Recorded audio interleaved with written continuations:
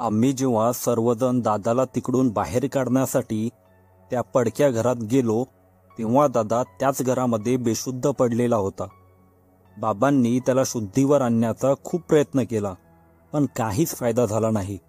शेवटी बाबांनी त्याला तसंच उचललं आणि आम्ही सर्वजण परत घरी आलो। बघता बघता आमच्यासोबत घडलेला हा प्रसंग संपूर्ण गावभर पसरला होता आणि संपूर्ण गावामध्ये आता भीतीचं सावट निर्माण झालं होतं। रोजची वर्दळीची वाट होती ती, आणि त्या वाटेवर असं होणं हे जरा चिंताजनकच होतं। दुसऱ्या दिवशी सकाळी पुन्हा आमच्या गावातले सगळे गावकरी त्या पडक्या घराकडे गेले। त्यात माझे बाबाही होते। त्यांनी ते घर पाडायचा निर्णय घेतला होता, याच आशेने की किमान यामुळे तरी ती वाईट शक्ती तिथून निघून जाईल आणि पुन्हा त्या वाटेवर कुणालाही त्रास देणार नाही। आणि दादाला सकाळी 10च्या सुमारास जाग आली। हे बघून माझ्या आणि माझ्या आईच्या जीवात जीव आला होता। काल रात्रीपासून आम्हाला दादाची चिंता लागून होती। तोपर्यंत माझे बाबा आणि ते घर पाडायला गेलेले गावकरी त्या म्हातारीचं घर पाडून घरी आले होते। दादा शुद्धीवर येताच दादाला आमचा पहिला प्रश्न हाच होता की तिने तुला काही केलं तर नाही ना?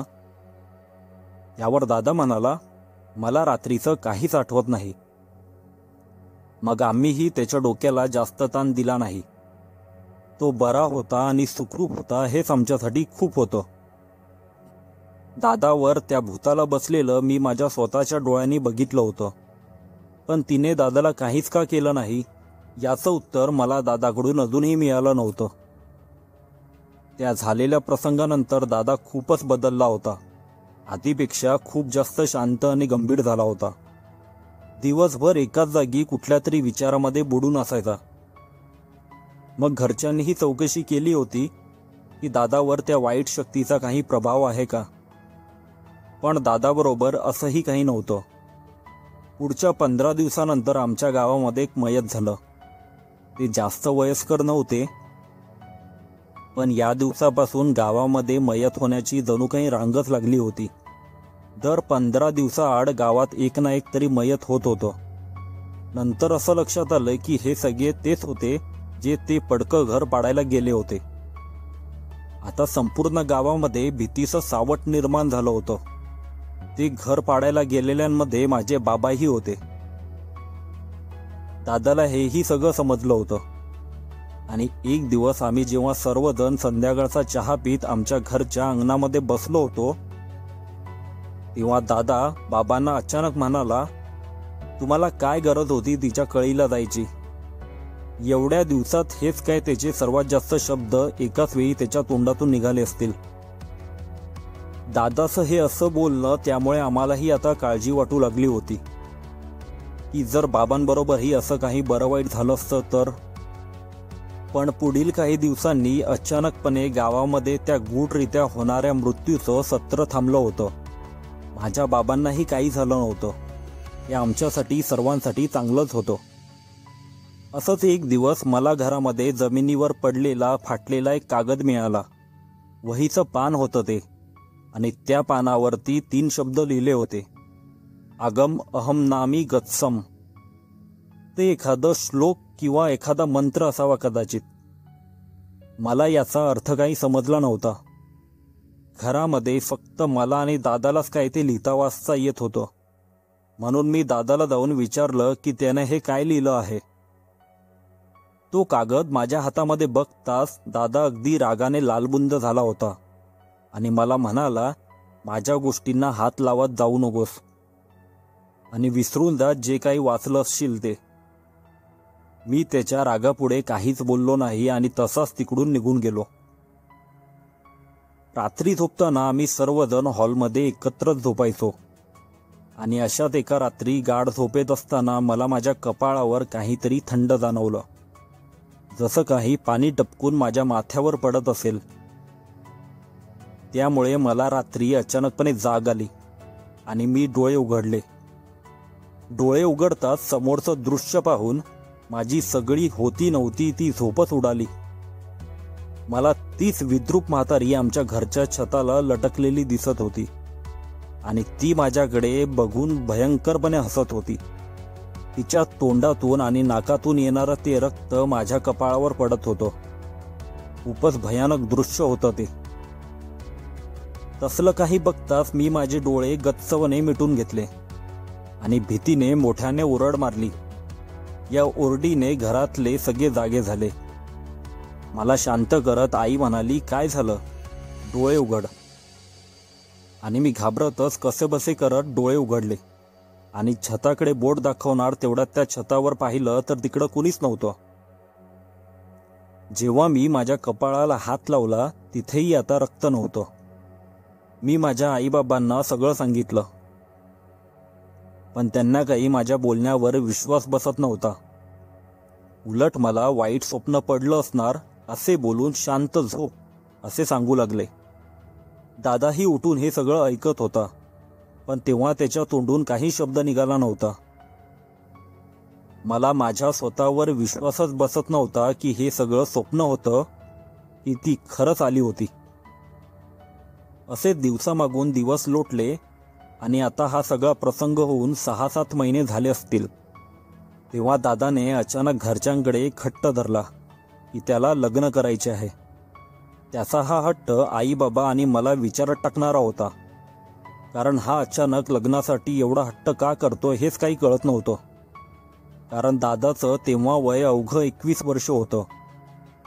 मग शेवटी घरातल्यांनीही त्याच्या लग्नाचं मनावर घेतलं आणि पुढच्या 2 महिन्यात त्याला एक चांगली मुलगी बघून दादाचं लग्नही लावण्यात आलं.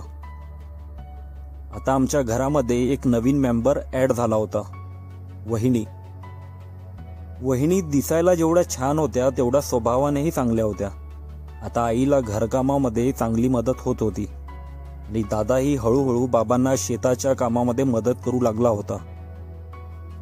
सगळं कसं एकदम छान चालू होतं. या सगळ्या वातावरणात घरामध्ये अजून एक खुशखबर घुमली की मी काका होणार आहे. वहिनी प्रेग्नंट होत्या. हे ऐकल्यापासून आईबाबांचे तर पाय जमिनीला लागतच नव्हते. पण दादा तो एवढा खुश दिसतच नव्हता. त्याच्याकडे बघून त्याला बाळ होण्याच्या खुशीपेक्षा त्याला जास्त दुःख झालं असावं असंच काहीसं वाटत होतं. आणि बघता बघता 9 महिने पण होऊन गेले. लहान मुलाच्या रडण्याचा आवाज संपूर्ण घरामध्ये गुंजला. वहिनींना मुलगी झाली होती. आम्ही सगळे खूप खुश होतो. आमच्या घरामध्ये लक्ष्मी आली हीच भावना आमच्या सर्वांमध्ये होती. घरात आईने छानपैकी गोडाधोडाचं बनवलं होतं. आता पुढच्या 2 दिवसानंतर सकाळी आम्हाला अचानक जाग आली, ती वहिनीच्या रडण्याने. ती संपूर्ण घरामध्ये माझं बाळ कुठे गेलं, माझं बाळ कुठे गेलं असं बोलत हंबरडा फोडत फिरत होती. आम्हीही सगळे दचकून उठलो आणि मी बाळाला बघण्यासाठी धावत धावत त्यांच्या रूममध्ये जाऊन पाळण्यामध्ये नजर टाकली. बाळ तिथेही नव्हतं. एका क्षणात आमच्या घरातला आनंद दुःखामध्ये बदलला होता. आम्ही सगळे बाळाला शोधायला लागलो. घराला तर आतून कडी होती, मग बाळ बाहेर गेलं कसं, का कुणी नेलं हे काहीच समजत नव्हतं. आजूबाजूच्या घरातलेही या सगळ्यामुळे जागे झाले होते. तेही सगळीकडे बाळाला शोधत होते. बाळाच्या रडण्याचा आवाज तर कुठेही येत नव्हता. शेवटी भरपूर प्रयत्न केल्यानंतरही बाळ आम्हाला कुठेच मिळालं नाही. आमच्या घरावर खूप मोठ्या दुःखाचा डोंगर कोसळला होता. वहिनींची या घटनेनंतर मानसिक स्थिती खूपच ढासळली होती. दादाही आता खूप टेन्शनमध्ये असायचा. शेवटी पोटचा गोळा गमावला होता त्यांनी. बघता बघता 1 वर्ष निघून गेलं आणि वहिनींच्या मानसिक स्थितीमध्ये अजूनही काही सुधारणा झाली नव्हती. त्या वेड्यासारख्याच वागायला लागल्या होत्या आणि दादा आधीपेक्षा अजूनच जास्त टेन्शनमध्ये दिसायचा. एक दिवस त्याने मला एकांतात बोलवून घेतले आणि जोरजोराने रडायला लागला. त्याला असं रडताना बघून मलाही खूप वाईट वाटलं. मला असं वाटलं की दादा त्याच्या बाळामुळे आणि वहिनीच्या अशा स्थितीमुळे भावनिक झाला असावा. पण नंतर जेव्हा मी त्याला त्याच्या असे रडण्याचे कारण विचारले तेव्हा तो रडत रडतच म्हणाला, मला माफ करा तुम्ही. एक खूप मोठी गोष्ट मी तुमच्या सगळ्यांपासून लपून ठेवली आहे. आणि नंतर त्याने त्याच्यासोबत घडलेलं सगळं सांगायला सुरुवात केलं. तो मला सांगू लागला की त्या दिवशी मी त्याला त्या पडक्या घरामध्ये एकटा सोडून गेलो. त्यानंतर जेव्हा त्याला जाग आली त्याने पाहिलं त्याच्या अंगावर ती चेटकीन बसलेली होती. दादा तिच्याकडे विनवण्या करू लागला की त्याला सोडून दे, त्या बदल्यात तो तिच्यासाठी काहीही करायला तयार आहे. तेव्हा त्या चेटकिनीने दादाला त्याच्या बाळाची मागणी केली. कारण आम्ही कोकम सरबत समजून जे पेय प्यालो होतो त्यामध्ये खरं तर तिचं रक्त होतं आणि तिच्या रक्ताचा अंश आता दादाच्या आणि माझ्या शरीरामध्ये गेला होता आणि तो तिला तिच्या रक्ताचा अंश परत हवा होता जो दादाच्या बाळामध्ये होता. म्हणून तिला दादाचं बाळ हवं होतं. तेव्हा तो प्रसंग जीवावर बेतलेला म्हणून दादा यासाठीही तयार झाला होता. दादाला तिने यासाठी 3 वर्षाची मुदत दिली होती. त्या चेटकिनीने दादाला एक मंत्र दिला होता. तो मंत्र जर 20 मिनिटाच्या आत 3 वेळा जर म्हटला तर ती त्याच्यासमोर प्रकट होणार होती. जेव्हा बाळ होईल तेव्हा त्याने त्या मंत्राचा उच्चार करून त्या चेटकिनीला बोलवून बाळ तिच्याकडे सुपूर्द करायचं होतं.